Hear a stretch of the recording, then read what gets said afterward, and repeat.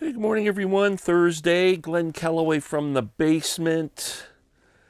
Um, Sad to hear yesterday the passing of a wonderful musician, Danny Thompson. Many of you who are not familiar with the name have certainly heard him play, maybe without knowing it. Danny was 86 years old, passed away on September 23rd. Multi instrumentalist, best known as a double bassist. He has quite a resume, most well known for his association in this band here, Pentangle. This I will talk about in a bit. Um, if you don't think you've are familiar with Danny Thompson's work, he played in Alex Corner's blues band. Alex Corner, of course, one of the pioneers of the British blues scene. Mentored many a famous musician. Marianne Faithfull, we all have heard of Marianne Faithfull. Donovan, he's played with Donovan, played with the Incredible String Band, played on Cliff Richard records, played on Nick Drake's Five Leaves Left, which is just coming out with this big box set that everybody's excited about. Played with one of my favorite guitar players, Bert Jansch, but also played with him in Pentangle. John Martin, an artist that so many people tell me I need to get into, and I'm trying. Richard Thompson, another well-respected artist, played with Richard Thompson. Played on Kate Bush's album The Dreaming. Played on Peter Gabriel's album Up. So well-respected and so loved in the music community, especially in Britain.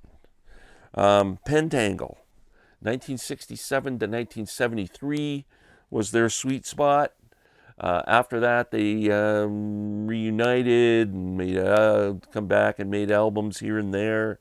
Danny was kind of involved in some of those, but the core years were 67 to 73, and I am a big fan of Pentangle.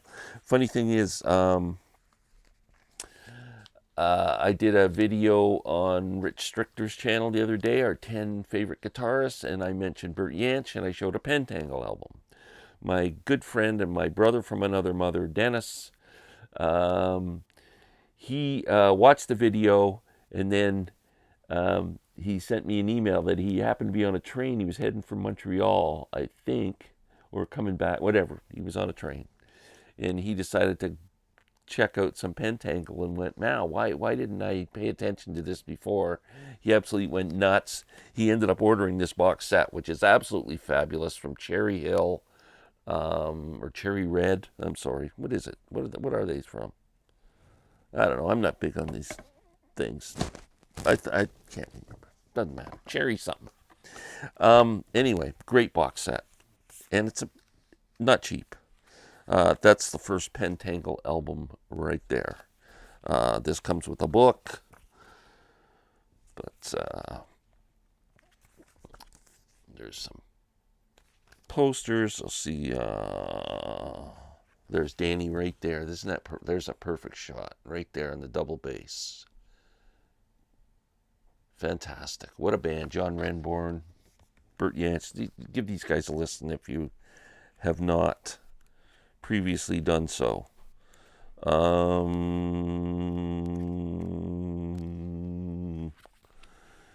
show you the rest of the set.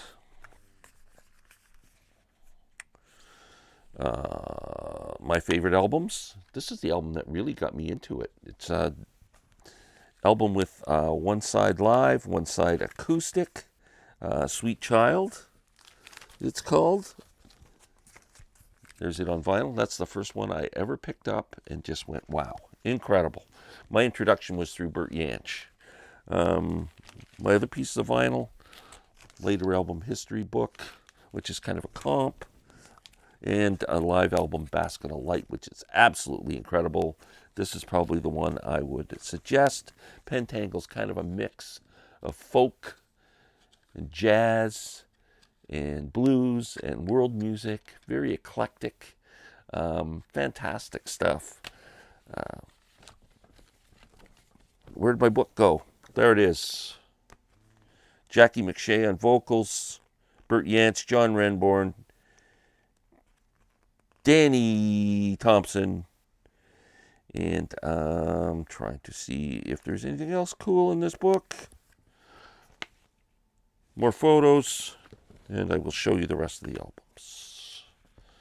Okay, Basket of Light, of course. Another great record. Cruel Sister. Fantastic. Solomon Seal. And Pentangle Reflection make up this box set. Fantastic stuff. Big fan of Pentangle. I plan on spending a lot of time listening to this today. Can I have a heart-to-heart with you guys? You probably already turned off the video, but for those still watching, I'm getting very discouraged at the amount of views my videos are getting. I am trying to decide what to do. Of course, I'm going to continue making videos. Do I make videos just that I want to make, or do I make videos that people want to listen? Do I have to make AC/DC videos just so I get views? Some channels that I look at that I think I find completely boring, and I see them getting like 800 views, and I'm going, what is this person offering? They just, there's no personality, there's nothing. I don't know. I think it's because they're showing mainstream music, and that's what most people want to hear. People do not want to know about anything other than AC/DC and Guns N' Roses. That's my thoughts on it. Anyway, please let me know your thoughts. I'm thinking maybe I should just maybe cut down on the amount of videos. I might just do a couple a week, or just do them when I feel like doing them. If I want to do one every day, I'll do it every day. If I don't, I'll do one a week. I'm just going to mix it all up. But I really enjoy doing the daily videos. I know every video is not going to be a gem and get a million views. And I have a small niche channel, and I have some loyal followers, which I love you all. I feel like we're all friends. And yeah, I'm just trying to figure the whole thing out. I'm happy if I get 300 views or close to 300 views. That's kind of makes me, that satisfies me. I feel really good at that. Anything over that I consider a bonus. So it's not like I'm looking to set the world on fire here. Just trying to figure it out. Like I said, I am getting very discouraged. My video from yesterday, Dwayne Allman and Derek Trucks, got, as of the recording of this, is 94 views. That's, I don't know. Anyway, everyone have a great day. Give Pentangle a listen. Do some research on Danny Thompson. You'd be surprised at how incredible a musician this man was and how well loved he was. I will talk to you soon. Thank you for supporting the channel, for those that do. I appreciate you and love you very much.